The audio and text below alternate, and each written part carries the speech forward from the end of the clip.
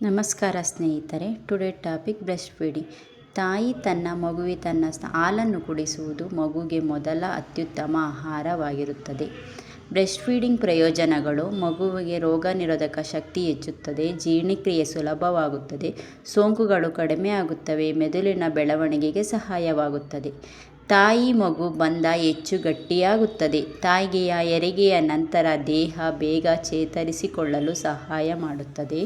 ತೂಕ ಕಡಿಮೆಯಾಗಲು ಸಹಕರಿಸುತ್ತದೆ. ಗರ್ಭಾಶಯದ ಕೆಲವು ಕ್ಯಾನ್ಸರ್ ಅಪಾಯ ಕಡಿಮೆ ಮಾಡುತ್ತದೆ. ಮಗುವಿನೊಂದಿಗೆ ಆತ್ಮೀಯತೆ ಹೆಚ್ಚಿಸುತ್ತದೆ.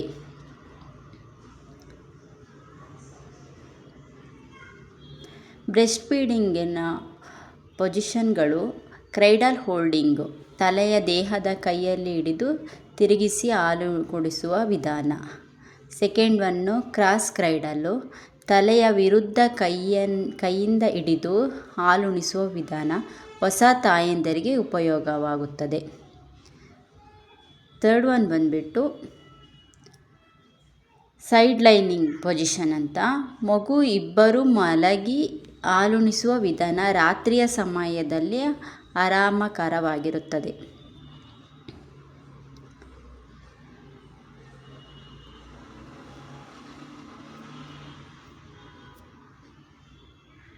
ಕೆಲವು ಮುಖ್ಯ ಸಲಹೆಗಳು: ಮಗು ಸಂಪೂರ್ಣವಾಗಿ ಸ್ತನದ ನಿಪ್ಪಲ ಭಾಗವ ಬಾಯಲ್ಲಿ ಹಿಡಿಯುತ್ತದೆ ನೋಡಿಕೊಳ್ಳಬೇಕು. ಆರಾಮವಾಗಿ ಕುಳಿತುಕೊಳ್ಳಬೇಕು. ಮಗುವಿಗೆ ಬೇಕಾದಾಗ ಹಾಲು ಕುಡಿಸಬೇಕು.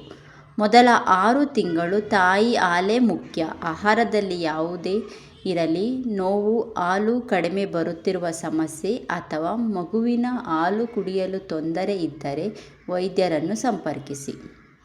ನನ್ನ ಮಾಹಿತಿ ನಿಮಗೆ ಇಷ್ಟವಾಗಿದ್ದರೆ ಲೈಕ್ ಮಾಡಿ, ಶೇರ್ ಮಾಡಿ, ಕಮೆಂಟ್ ಮಾಡಿ.